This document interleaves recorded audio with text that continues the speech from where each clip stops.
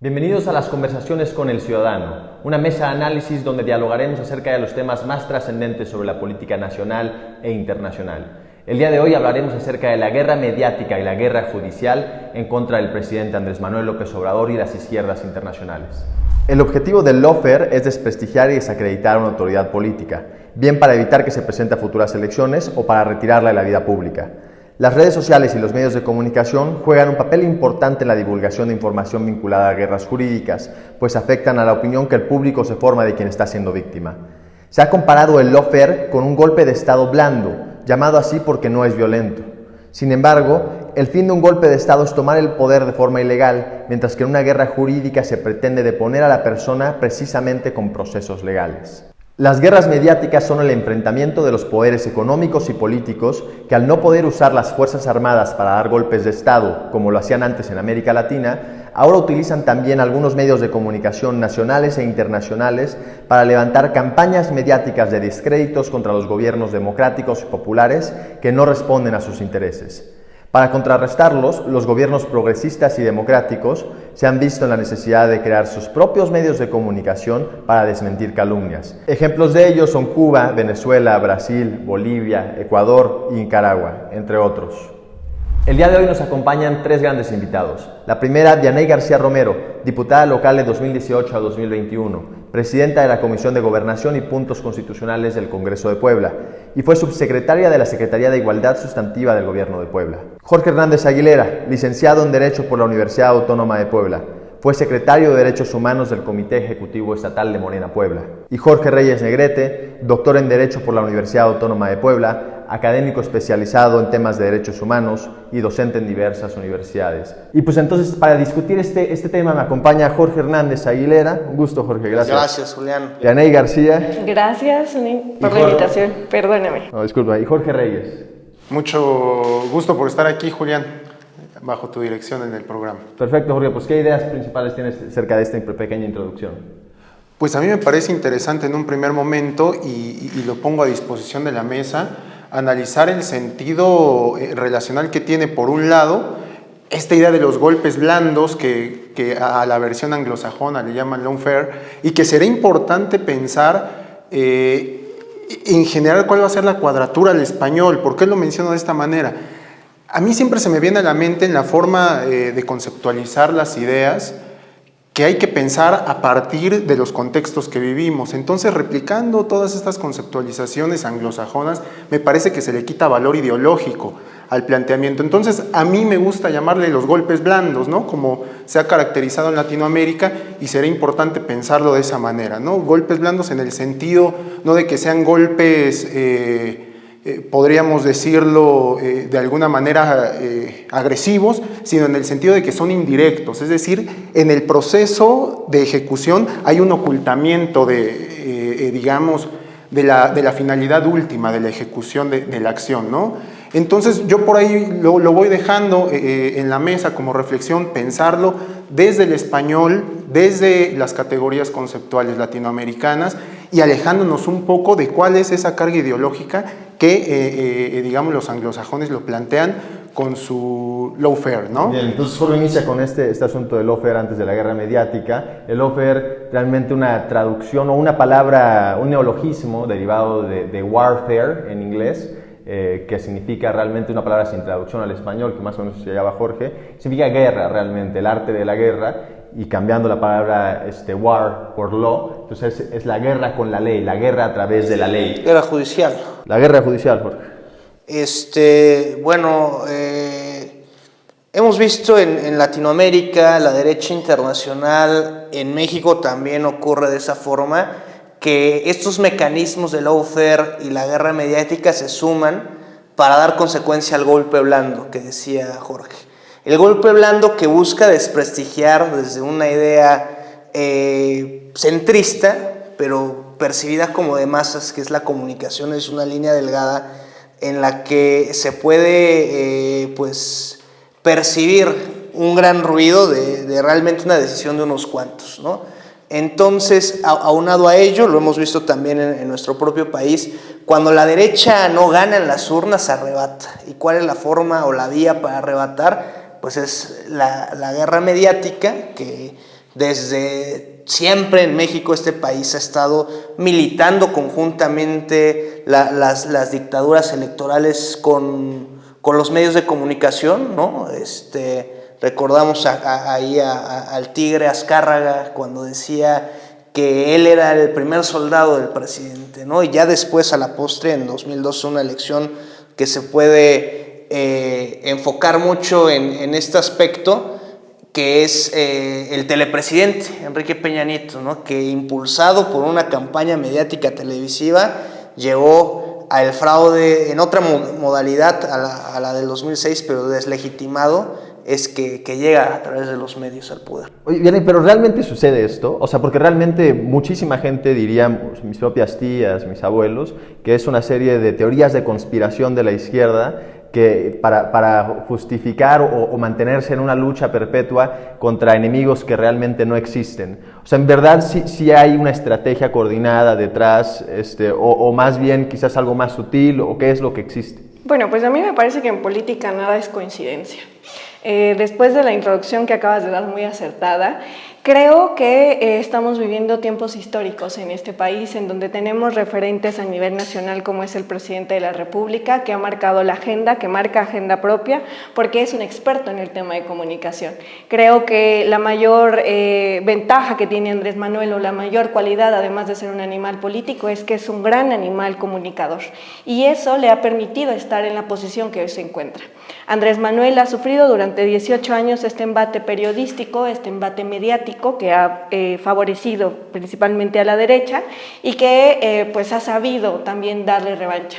Creo que en el 2006 él se enfrentó desde una posición como jefe de gobierno con una mañanera a salir a comunicar con la gente lo que él estaba viviendo, y del 2006 al 2012 también hubo quienes se agruparon y justo retomo un poco lo que decía Jorge, que si bien son estrategias o herramientas de una estrategia conjunta, que es desfavorecer a quien no está en posición de mandar, por ejemplo, un gobernante.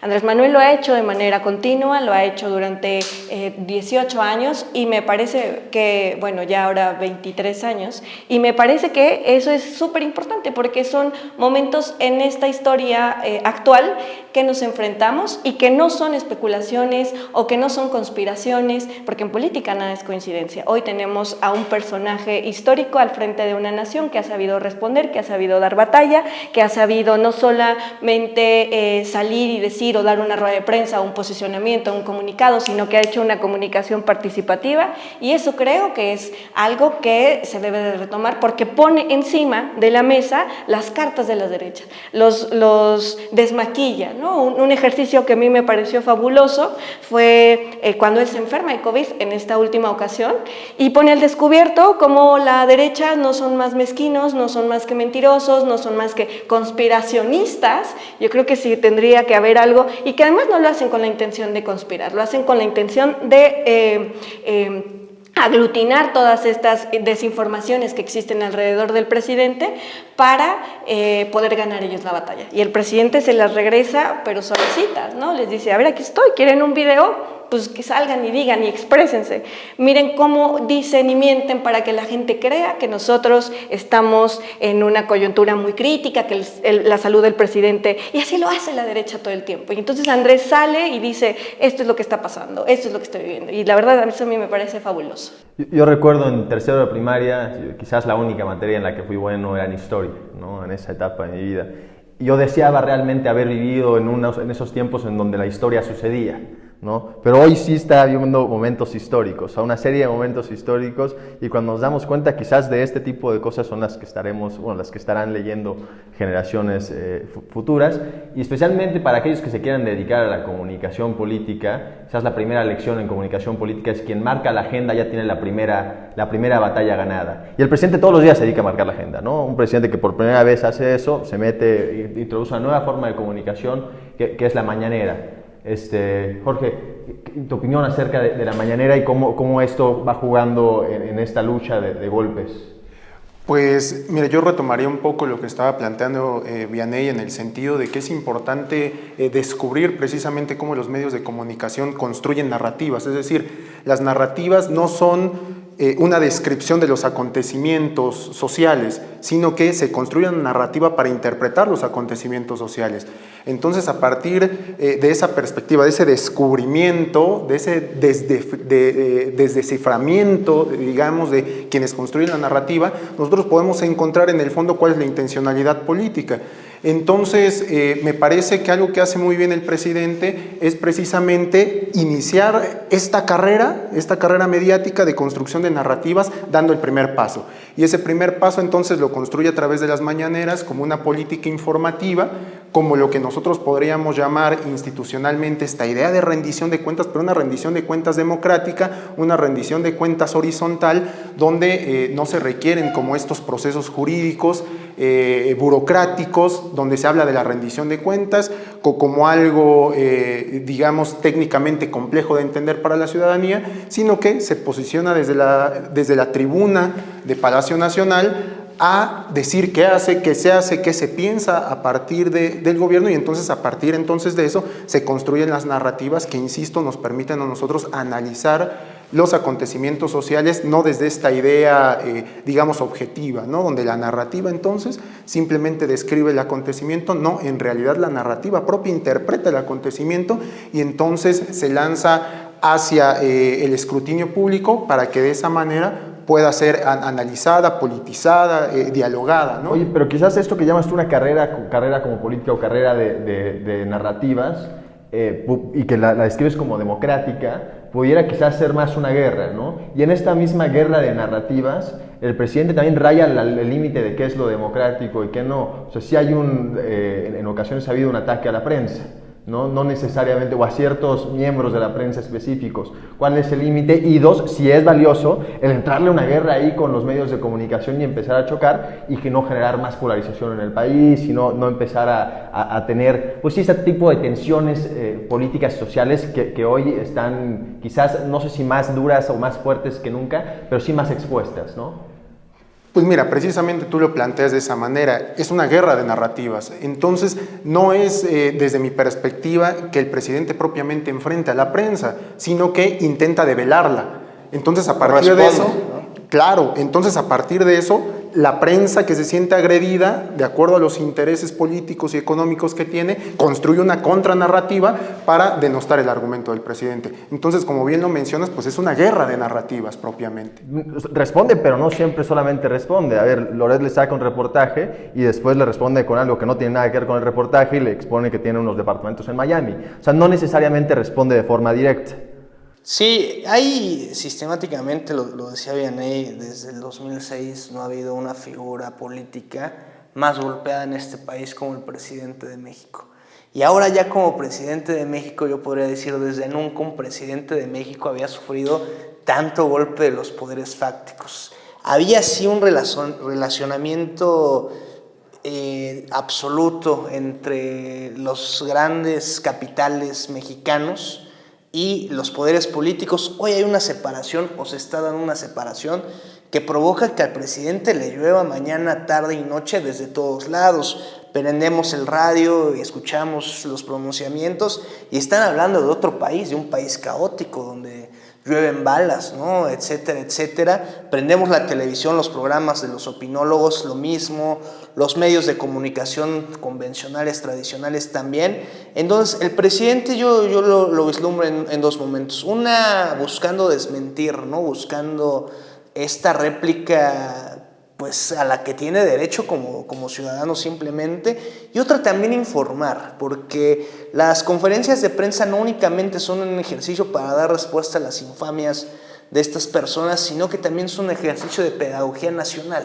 Entonces el presidente de México, pues sí le responde cifradamente a veces a Loret, pero no es su prioridad. La prioridad del presidente es hablarle a la gente. El presidente de México no le está hablando a los grandes capitales, no le está hablando ni siquiera a las personas que le preguntan, ¿no? Le está hablando al pueblo que lo ve detrás, que entiende cuando hay esta interlocución con el presidente, por qué es que se están dando los cambios sociales, por qué es que se están dando los cambios económicos, y de alguna forma también da ahí parte de de cuál es para el Movimiento de Regeneración Nacional, para la militancia obradorista o para el pueblo bueno nada más que quiere consumar. Pero sí entiendo esto de que no solamente se dedica a estos asuntos como políticos o a responderle necesariamente a Loret, en este caso, lo que sea, pero sí los grandes momentos de la mañanera en este sexenio han sido esos. O sea, los grandes momentos han sido cuando se pone a atacar a Xochitl Gálvez desde allí, o a Loret, o a Ricardo Anaya, o a Francisco Aiza de Vaca, etcétera. Son los momentos que todos recordamos, los que hacen virales en redes sociales, etcétera. O sea, sí es positivo, es deseable el entrarle a esta guerra, este enfrentamiento de narrativas.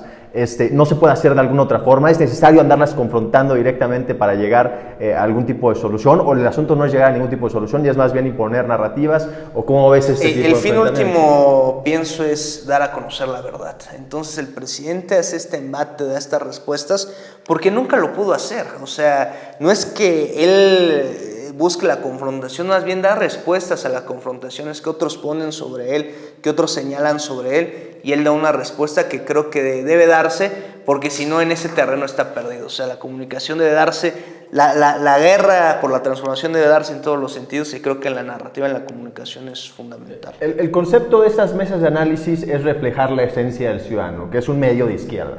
Un medio que milita en la izquierda, y entonces es convertirnos en el centro de debate acerca de hacia dónde debe de ir y lo que debe representar y lo que debemos de hacer como personajes de izquierda. Sería hasta ofensivo el no permitirte responder a todo esto y entrarle a todo lo que hemos comentado, Yanei, pero también intentar un poco transitar hacia si debería de mantenerse quizás la mañanera, o debería de mantenerse este tipo de guerra de narrativas hacia el siguiente sexenio y en adelante.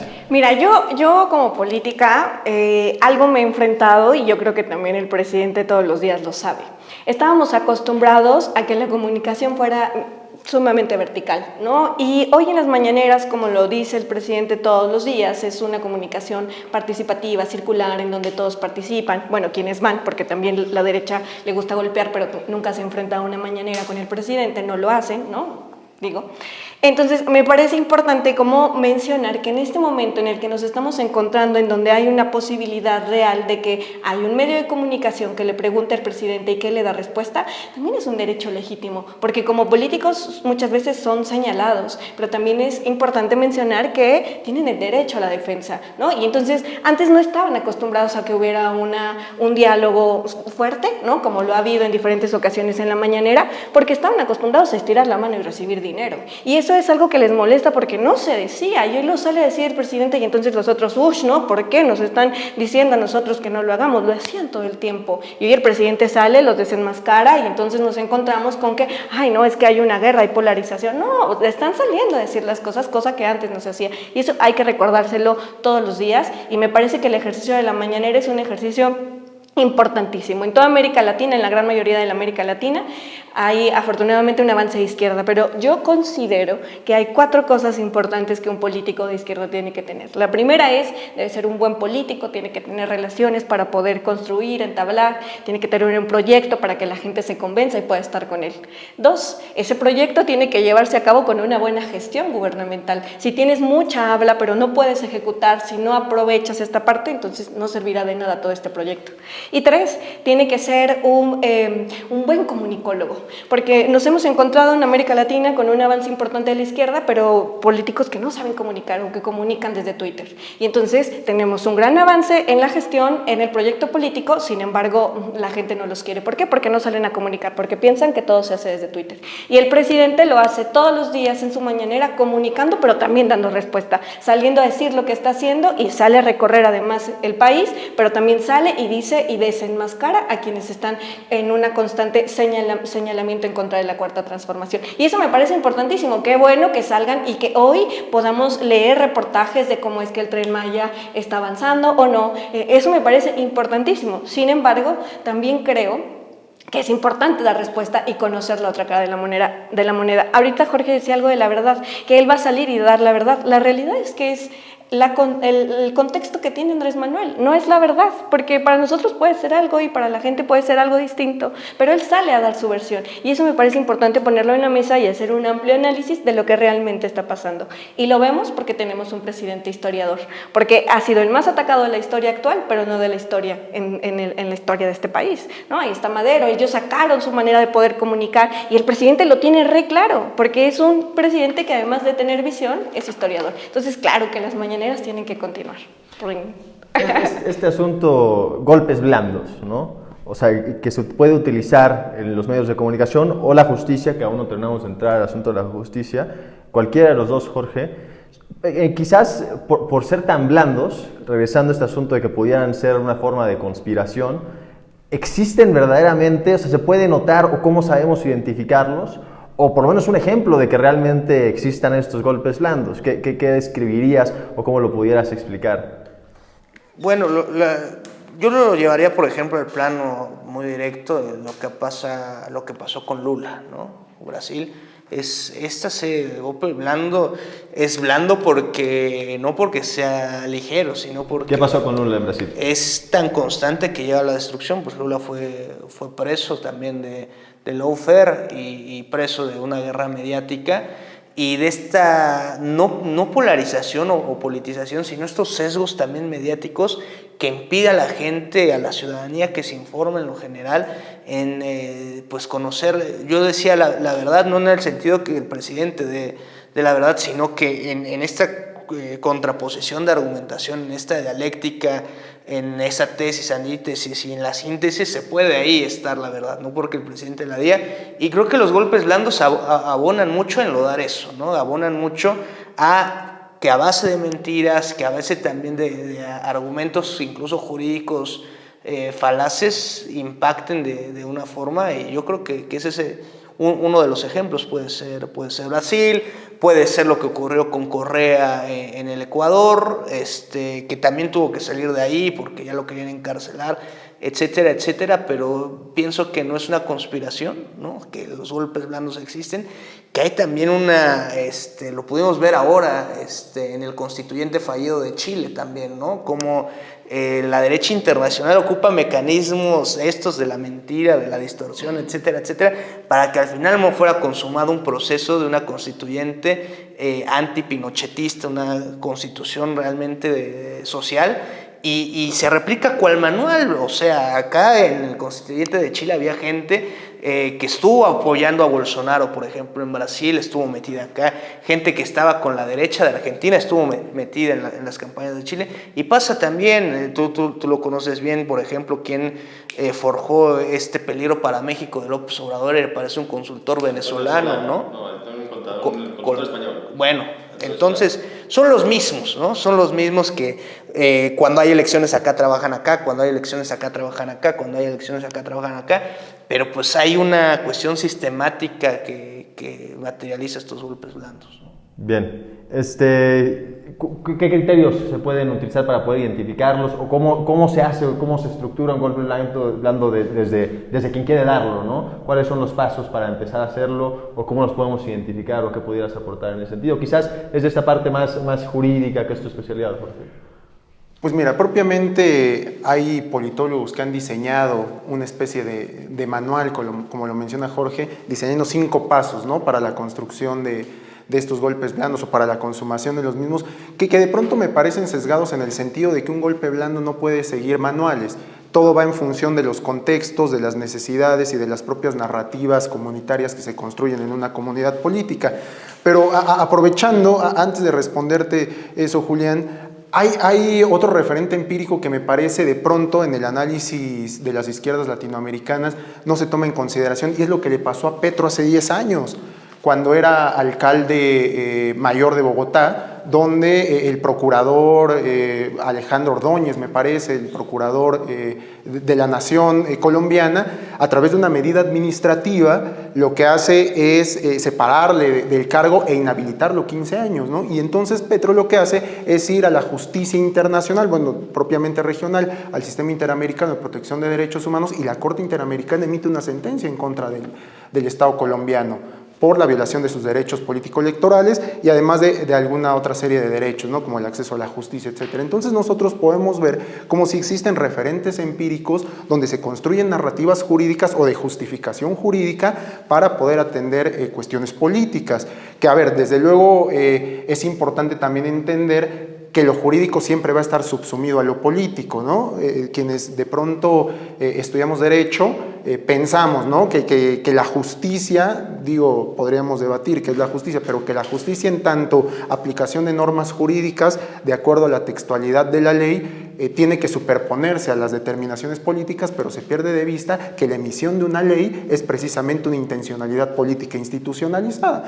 Entonces creo que más allá de analizar estas ideas, ¿no? de los planteamientos de los golpes blandos en el sentido de decir, bueno, es que no hay que permitir que se politice la justicia, no, todo lo contrario, se tiene que politizar la justicia, pero en el sentido de comprender que las leyes propiamente son una institucionalización de intencionalidades políticas. Entonces, si nosotros podemos ir analizando eso, me parece que podemos ir descubriendo precisamente las intencionalidades políticas que se tienen para denostar todos los movimientos progresistas. En este asunto de politizar a la justicia, sí en México ha habido quizás un debate acerca del rol de la Suprema Corte y los jueces que hay ahí. El presidente ha politizado a la Suprema Corte y nos hemos metido ahí a batallas también de narrativas contra ellos.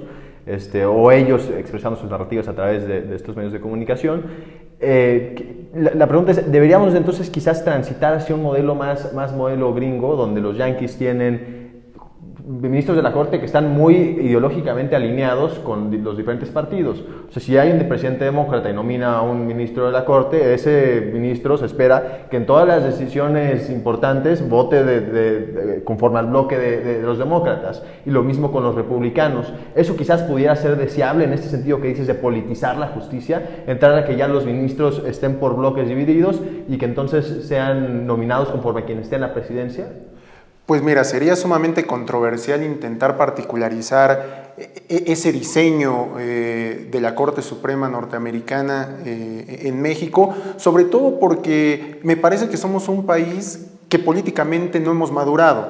¿En qué sentido? Porque no dialogamos. Hay confrontación siempre, y la confrontación es importante, pero cuando la confrontación es de ideas y de diálogo con la idea de generar estos procesos como los mencionaba Jorge, ¿no? Hay una tesis, una antítesis y una síntesis constructiva, pero me parece que aquí en México, por diversas razones que podríamos analizar sociológicamente, sucede que no hay una gestión constructiva de los momentos de crisis. Y entonces me parece que hablar de eso en estos momentos, y propiamente, insisto, en estos momentos donde hay una transición a la democratización, del diálogo político, que se llama o se mal llama esta polarización, porque en realidad es una democratización del diálogo, pero se denomina polarización a través de estas narrativas denostativas. Me parece que, bueno, estando en este tránsito, podríamos quizá dialogarlo más adelante. Por ahora, creo que bastaría con pensar que los ministros de la Suprema Corte de Justicia de la Nación sí tienen intencionalidades políticas. Entonces, no hay que fetichizar al ministro diciendo, bueno, es ministro, es un conocedor del derecho, y a partir de eso, entonces, esperemos que sus decisiones sean apegadas a derecho, porque, a ver, ¿qué es apegado a derecho? El derecho, en tanto normas jurídicas, es interpretable. Entonces, el derecho es en función del intérprete de esa ley. Hace quizás un par de semanas, a lo mejor 3, no recuerdo si un mes, en la revista Siempre, llevada hoy por Beatriz Pajés, hija de un gran periodista que antes llevaba su padre que antes llevaba esa revista, un hombre que siempre permitió el espacio a la pluralidad política, sacó un artículo, una columna de opinión realmente escrita por la propia periodista y amiga de Carlos Alarraqui, Beatriz Pajés, diciendo que el presidente había puesto las condiciones necesarias en México para que hubiera un magnicidio contra quien fuera el candidato o la candidata de la oposición. ¿Esto pudiera ser un ejemplo de este golpe blanco, Jorge? ¿Y cuál es la intencionalidad de quizás este tipo de mensajes que se envían y que después se replican en el resto de la prensa? López Dóriga saca una columna similar, Aguilar Nada Camín, sincronizado, ¿no? Exactamente. Y a ver si después podemos retomar esto que planteabas, si se debe mantener la mañanera en el siguiente gobierno, ¿no? Pero, si quieres entra con eso primero, me parece bueno. Para no dejarlo ahí, al presidente López Obrador no lo han golpeado en el sentido político, no ha recibido un golpe de Estado que derrumbe este proceso popular de transformación gracias a las conferencias de prensa. Yo coincido con Vianney cuando destacaba lo imprescindible que deben ser estas conferencias de prensa, y también el análisis que se hacía sobre pues por qué están tan furiosos los grandes medios, además de que son voceros realmente de la plutocracia. O sea, los grandes capitales tienen también acciones en los grandes medios de comunicación y refuerzan las narrativas en función a no perder esos privilegios, pero en un segundo momento, pues esta también pérdida de convenios publicitarios, ¿no? Antes se gastaba miles de millones de pesos en pues tener pagados a la prensa, ¿no? Que pues era el gobierno de Fox y todos decían qué gran gobierno. Perdón que te interrumpa, pero no solo en los convenios de la prensa, sino en los acuerdos que ellos tenían, como los medicamentos con Loret, o sea, estos convenios que no son visibles y que tienen un nombre y apellido. Sí, y son de los... sí, hacen esas formas para cobrar las facturas de otros lados, ¿no? Hacemos el deal acá y lo cobramos construyendo por allá, o ¿no? Una buena puntualización. Pero pues es también esa pérdida de privilegios. ¿Qué vería yo de que la presidenta o el presidente de México siguiente no tuviera una conferencia de prensa y viera yo en los canales de televisión o en estos medios de siempre, en el Universal, en Reforma, qué gran gobierno el de la Cuarta Transformación? A mí me parecería un signo de alarma. O sea, de inicio, el que no exista la conferencia de prensa todos los días me haría pensar que hay algo ya, una especie de contubernio con estos grandes medios de comunicación, y también que la narrativa sea opuesta a la que hoy hacen estos grandes medios también me haría muchas dudas. Creo que en ese sentido la lupa o la balanza de decir nos está pegando la derecha, quiere decir porque lo estamos haciendo bien. Y si la derecha nos está sobando y si la derecha con sus grandes medios nos está aplaudiendo, pues yo diría que no estamos transformando tanto, ¿no? Creo que ese sería un parámetro que podría ser, pues no combinable, pero yo diría que es un buen parámetro para medir la insatisfacción de cuando protesta la gente. ¿Cuándo se había visto que protestara la gente en este país en coches, ¿no? En suburbans, en grandes camionetas con vestiduras de piel? ¿Cuándo había protestado la derecha desde el claxon? Entonces yo digo, si la derecha está protestando, si la derecha se siente insatisfecha, si la gente que en este país siempre ha tenido privilegios hoy sale y revierte eso y dice que estamos cayendo en una catástrofe, quiere decir que vamos avanzando bien. ¿Ya habrá un magnicidio contra Xochitl Gálvez? Es absurdo, ¿no? Es absurdo. Yo creo que los planteamientos siempre políticos en estas cuestiones de los magnicidios, digamos, pues yo diría más bien podría haber un magnicidio a quien vaya puntero, ¿no? Y hoy es diáfano que la oposición no va a ganar nada, que más bien lanzan estas narrativas provocando eso, ¿no? Un clima ahí terrorífico para pues buscar qué sacan de ello, pero pues yo creo que nadie tiene intención nunca en ningún lugar en matar a un segundo lugar, ¿no? A mí me parece algo bien interesante porque más allá de que si el próximo presidente o que será presidenta no salga a dar una mañanera, a mí me parece que hay un vacío de poder. O sea, si no se ocupa esta comunicación participativa para poder emitir o para poder responder o para poder comunicar lo que se está haciendo en los gobiernos, hay un vacío de poder. No hay alguien que esté tomando la batuta respecto de manera eficiente cómo se tiene que estar comunicando. Y entonces, reitero, y es que suena como muy repetitivo, pero me parece que Andrés Manuel, y no lo digo solo yo, lo dice Fox, ¿no? En su última entrevista con el Tragaluz, que Andrés Manuel es el mejor comunicador de la historia, ¿no? Eso es importante reconocerlo. Y tanto que le ha permitido, no la derecha se muere por dar un golpe de Estado, se muere por... Pero ¿qué es lo que hace que no suceda?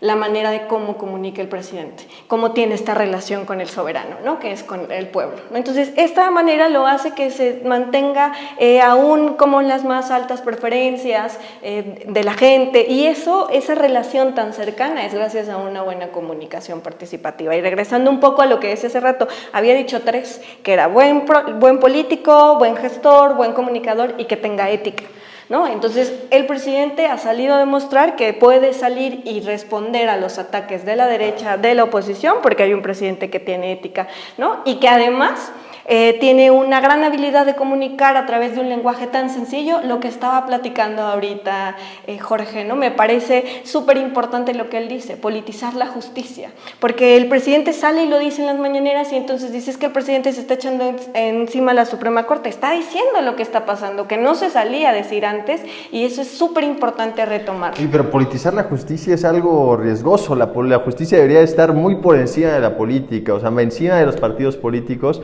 y poder decidir lo que es y lo que no es acorde a la ley. ¿Y tú crees que así ha sido? Pues no necesariamente, no, pero ese debe de ser el objetivo, ¿no? O sea, el objetivo debe de ser ese, entonces decir, pues no debe ser ese el objetivo y más bien debemos de politizarla, me parece la ruta equivocada. ¿Pero qué tiene de malo politizar? Malo sería volver partidista la justicia. Y eso ha sido en los últimos años en este país. El Senado ha hecho y con cuotas y negociaciones, así se han puesto los magistrados. Y ha sido más que politizado, no sé si exista ese verbo, pero ha sido... partidizado, ¿no? Sí, exactamente. O sea, los partidos han puesto a los magistrados y son los que realmente hacen justicia o no hacen justicia en este país. Entonces, más bien lo que tendría que ser es sumamente transparente, sumamente participativo, y eso es la política. La política es transversal, la política tiene que justo atravesar cada uno de los sectores para que nosotros podamos avanzar y no andarnos con medias tintas, porque de los tibios... Me gusta esta diferencia que haces entre partido y política, ¿no? O sea, entiendo este asunto de quizás meterle principios y meterle luchas a la justicia más allá de meterle partidos políticos y cuotas de poder.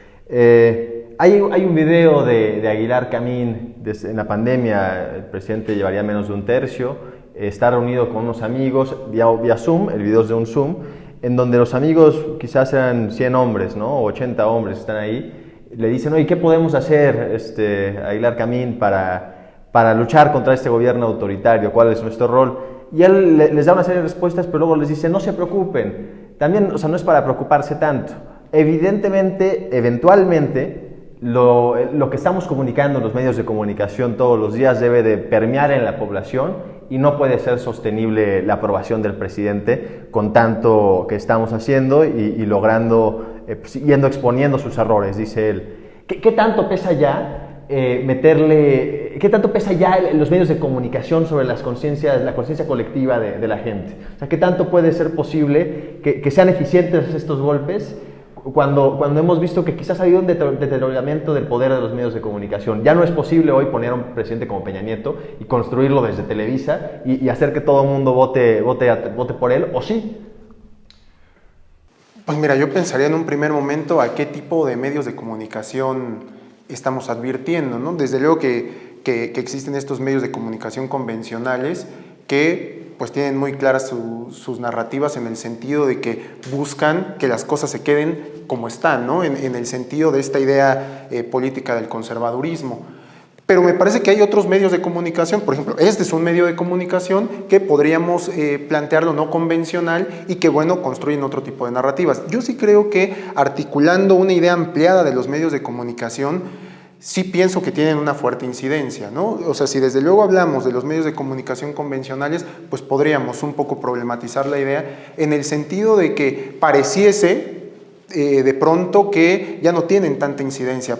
Pero sin embargo yo sí veo, por ejemplo, a mis tías, que seguramente serán como las tuyas, que están viendo lo que dice el dicho toda la tarde, ¿no? Entonces creo que de pronto eso sí puede generar algún tipo de generación de idearios colectivos a partir de ese centrismo discursivo que son los medios de comunicación convencionales. Quizá nosotros lo hablamos desde la perspectiva generacional distinta, ¿no? Porque pues sí, nosotros a lo mejor ya, que tampoco está muy bien, ¿no?, informarnos con los TikToks, pero bueno, ya el contenido es mayormente plural y eso cuando menos permite que tú tengas, claro, ¿no? Aunque mal elijas, pero bueno, ¿no? Puedes elegir entre la limitación que también existe, por ejemplo, en los TikToks, el Facebook, el Twitter, etcétera, ¿no?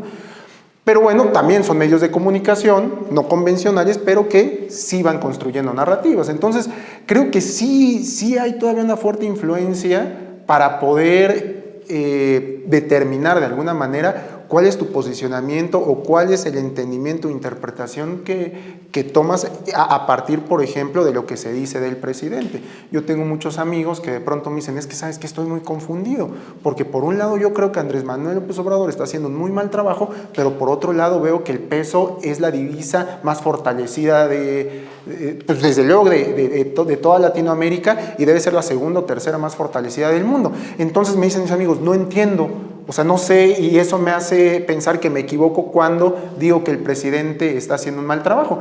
Entonces, eso es a partir entonces de esta construcción de narrativas, ¿no? Que desde luego sí tiene que ver a través del impulso mediático que estos medios pues van construyendo a partir de ese privilegio de la comunicación, porque eso es importante también visibilizarlo. Lo hacen desde el privilegio de la comunicación, que entonces sí permite permear en la construcción de idearios colectivos. Esta disonancia cognitiva de la que hablas es interesante. Yo tengo un familiar que me escribe la semana pasada y me dice, Julián, ahora sí estuvo bueno. Ya está afectando esto del dólar, ¿no? Ya está afectando que el peso esté tan fuerte.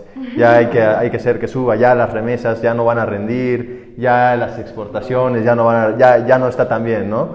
Ya estuvo bueno. Entonces, de alguna forma logra justificar esta disonancia cognitiva diciendo, bueno, no, es que no es bueno que el peso esté tan fuerte, ¿no? Y lo logra de alguna forma salvar.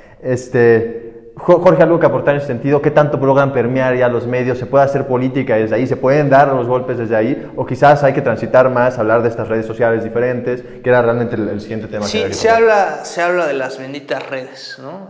Las benditas redes que nos llevaron, yo coincido plenamente, a hacer una comunicación más eficaz en el preámbulo de la campaña de 2018 y abonaron mucho a la victoria del presidente López Obrador.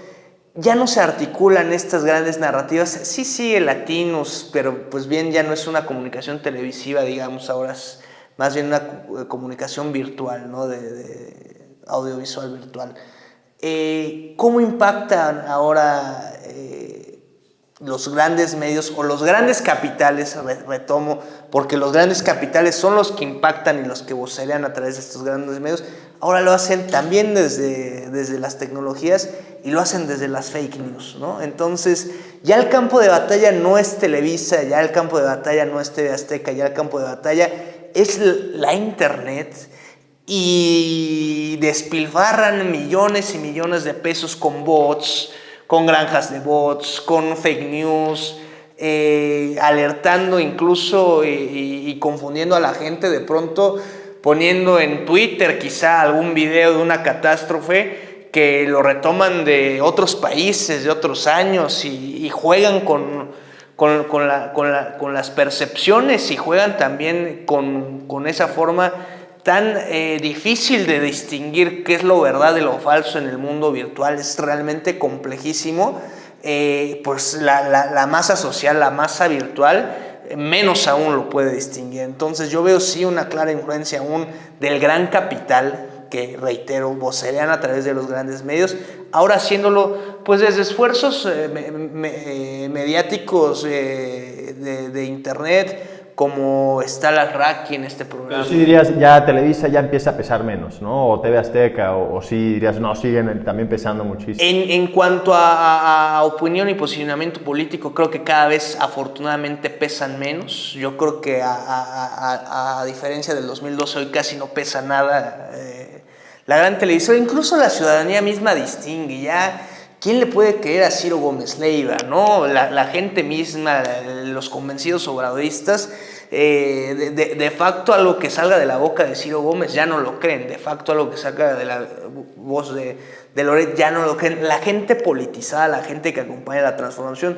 Pero hay un balance, como dice Jorge, de sus tías, que yo englobaría también a las mías y a las tías de todos los que militamos en el obradorismo. Hay un vacío, porque tampoco están convencidas de la derecha, o no hay una posibilidad. A ver, la derecha ya se dice Xóchitl Gálvez marxista-leninista, ¿no? Santiago Krill se dice que es un panista de izquierda. Entonces no pueden convencer en un sentido ideológico, deben convencer a través de la mentira y de la gran arma. Entonces, ya el campo de batalla lo ves en lo digital, más que... Y los veo ahí metidísimos, los veo ahí que no pierden una. Por eso es imprescindible, como decía Vianney, cuidar ese vacío de poder, no dejar vacíos de poder y mantener la conversación a tope en todo momento. Sí, uno pensaría que las redes sociales realmente son ya un espacio más neutro, pero realmente sí pueden ser un campo de batalla conquistable. O sea, a través de pautas diferentes o de grandes consultoras que te crean contenido y de la noche a la mañana ya hay 100, 150 páginas a favor de Xóchitl Gálvez, Xóchitl 2024, Xóchitl Over, Xóchitl RS, Xóchitl a la presidencia, una serie de páginas que surgen en 15 días de forma espontánea, o lo mismo de nuestro lado, ¿no? Y se vuelve ya un campo de batalla real, en el sentido de lo que dices de que los ves metidísimos. Yaney, ¿algo más que aportar en ese sentido? Y después te hago un planteamiento. Sí, a mí me parece re interesante mencionar que no debemos de perder de vista el fondo, ¿no? O sea, si bien es importante decir que las comunicaciones han mutado, hoy tenemos acceso a diferentes herramientas para poder comunicar, para poder informarnos, algo que ha mantenido vigente a la Cuarta Transformación y a este mensaje del presidente es justo el mensaje que ellos dicen. No podemos echar atrás que lo que a ellos les importa no es solamente poder comunicar de manera asertiva, sino qué es lo que comunican y cómo no van a perder, qué es lo que no quieren perder, el poder económico, ¿no? Entonces lo pueden hacer a través de inversiones con televisoras que hoy van hacia la baja, ¿no? Lo pueden hacer. Y no es del 2018, hay que recordar un momento bien importante en la historia que además a mí me tocó ser partícipe de ese movimiento, fue en el 2012, el 132. Un enfrentamiento en contra de Televisa, de los estudiantes, de las estudiantes, y eso permitió mucho que los políticos, yo me acuerdo en un desayuno terminando un meeting en Huauchinango, pasamos a desayunar el presidente de la República, Andrés Manuel y otros amigos que estábamos en la mesa, y Andrés Manuel me preguntaba, Andrés sacó un teléfono cacahuate de la bolsa derecha de su camisa, un teléfono cacahuate y decía, no recuerdo exactamente las palabras, pero fue como, están cañón con el tema de cómo a través de las redes se están comunicando y aglutinando, es que ese es el tema, ahí tiene que permear nuestro mensaje. Entonces, Andrés Manuel estaba tan seguro que quería enfrentar a un poder económico, tenía muy claro qué era lo que iba a decir, porque además lo que él decía en los mítines de ese entonces y de los mítines que hace en este momento es lo que el pueblo quiere escuchar, porque son lo que se está viviendo en esta construcción de narrativas de lo que estamos nosotros sufriendo, padeciendo, ¿no? O viviendo en este contexto. Y tercero es, ¿bajo qué canal? Si me abrían un espacio en una televisora en Guanajuato, en un radio en Guanajuato, yo iba a aprovechar para decir lo que tenía que decir. Si lo abro ahora en mis mañaneras o si lo tengo a través de mis redes sociales, lo voy a aprovechar y voy a saber lo que tengo que decir. Entonces, es importante distinguir el canal del mensaje para saber cómo esto va a tener una evolución. Y luego entonces, pues justo, no perder que se pueden aprovechar diferentes herramientas y lo que no quieren perder es el poder económico, pues entonces le invierto a que se caigan estas narrativas que construye el presidente y lo hace la derecha no porque ahora ya sea la buena ondita ser de izquierda, sino porque hay un discurso donde la gente conecta y ellos no tienen un discurso, ni modo que salgan a decir, no, pues queremos más dinero, ya no le hagamos caso al presidente, o sea, no lo van a salir a decir. Entonces, a mí me parece importante retomar esto, sí, tenemos una gran oportunidad de ser comunicadores, de informarnos a través de las redes sociales, pero de no soltar el mensaje que ellos quieren que soltemos, que hay un poder económico detrás de esto que ellos le llaman democracia participativa. Sí, dice el presidente, Jorge lo contaba bien el otro día, Jorge Hernández, que el presidente cuando ganamos en el 2018 dice, ganamos el gobierno, pero no ganamos el poder. O sea, sigue habiendo un gran poder económico detrás de todos estos medios, ¿no? Yo conozco a pocas personas de izquierda que vean a Loret, ¿no? O a pocas personas de izquierda que vean a Typical, y quizás a ninguna persona de derecha que vea al Chapucero, o a ninguna persona de derecha que vea a Campechaneando. O sea, ya en este mundo de hiperpolarización, Jorge también lo decía, ya nadie le cree al del otro bando.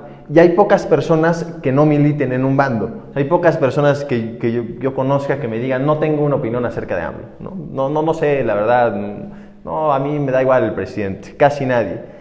¿Qué tanto es posible entonces realmente ganar esta guerra de narrativas y qué tanto solamente estamos alimentando una guerra de polarización en donde seguimos dividiendo y apartando a dos Méxicos diferentes y alejándolos cada vez más uno de otro? O sea, es positivo esta guerra que dices y que es que hay que mantener la narrativa y mantenerle dando y exponiendo que hay estos poderes, cuando realmente es difícil que convenzamos a muchas personas, realmente casi imposible, ¿no? Pocas van a escuchar lo que nosotros tenemos que decir y poco escuchamos nosotros lo que ellos tienen que decir. Entonces podría parecer que más bien estamos alejando a los grupos uno de otro, simplemente más. Pues me parece que es un reto bien importante, ¿no? Hay algunas cosas, por ejemplo, Andrés me parece muy eficiente en la manera que comunica, pero no siempre efectiva, ¿no? Por ejemplo, cuando habla él del aspiracionismo, hay una clase media que se siente golpeada en donde dice, no, es que yo sí soy aspiracionista, por eso me levanto, y ahora Xóchitl, y yo debo de reconocer que Xóchitl tiene una buena estrategia narrativa, y les voy a explicar por qué. Porque ella comunica lo que la clase media quiere escuchar, que es como la debilidad del presidente, ¿no?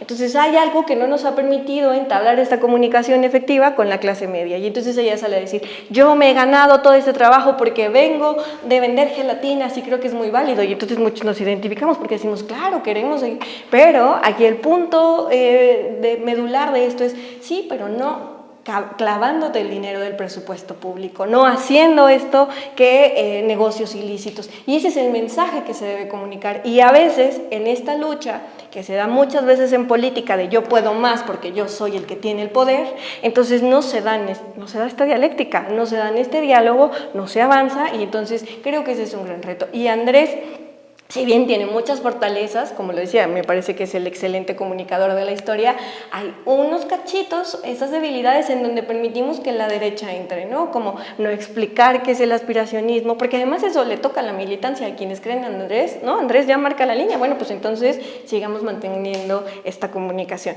Y yo creo que el reto está ahí, en poder, pero lo hace también, ¿no? Que tiene el 60% de la aprobación de este país, el 65%, y en las últimas encuestas hemos visto que se sigue manteniendo como ninguno, ni siquiera Lula. Jorge, y aprovecha por favor también para empezar a hacer un cierre tuyo. En este sentido, muy breve, yo creo que hay mucha gente que falta ser convencida. Yo sí veo que hay mucha gente que falta, si no convencida, llamémosle, que pueda existir esa conversación. El partido ha fallado enormemente. Nuestro partido Morena, no ha cumplido un rol de un partido de masas. Menos de un partido de cuadros, ¿no? Pero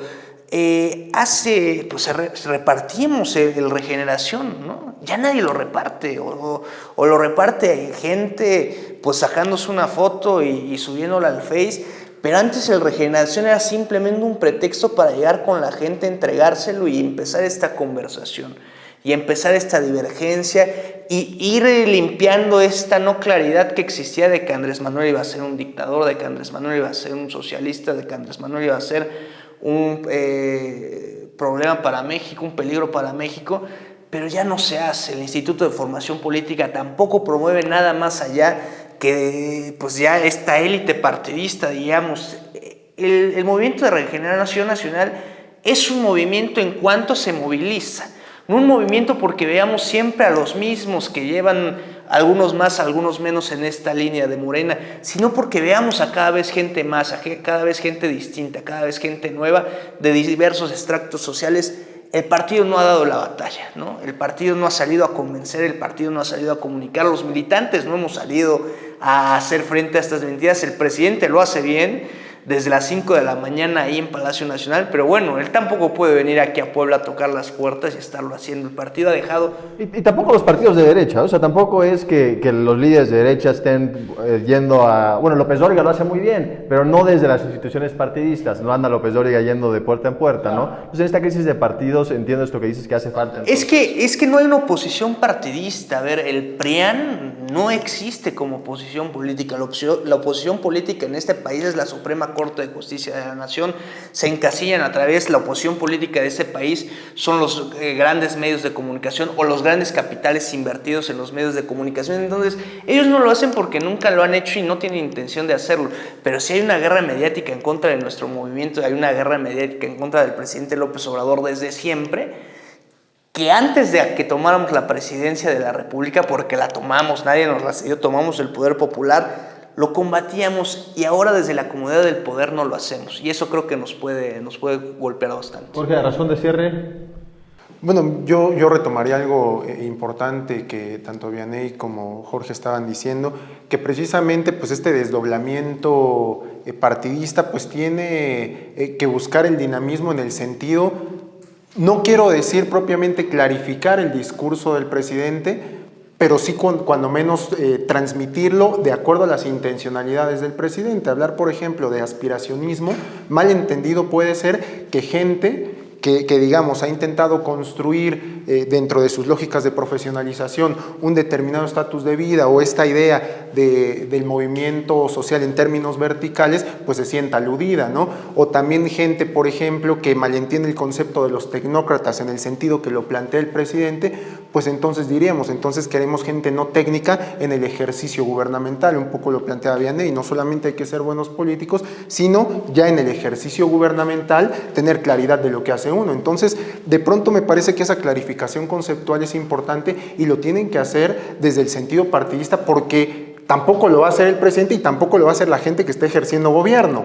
¿no? Porque es un movimiento precisamente partidista, y en ese orden de ideas también es importante, ya a modo de cierre, algo que a mí siempre me gusta plantear y que Vianney lo expuso de manera, me parece magistral, comprender que la política no se reduce al ejercicio partidista. La política no es sinónimo de partidos políticos. La política es el diálogo público, el diálogo de lo que nos interesa a todas las expectativas, necesidades y afecciones que de manera comunitaria vivimos. La inseguridad la vivimos todos, entonces la inseguridad debe estar en el diálogo público, y eso es hacer política. La política no es entonces esta idea partidista de la política donde está el PRI, donde está el PAN, donde está Morena, el Verde, y podríamos hablar de esta pluralidad partidista que de plural no tiene nada, pero que bueno, ¿no? Cuando menos es plural en tanto el número existente, pero que poca pluralidad tiene ya en el diálogo.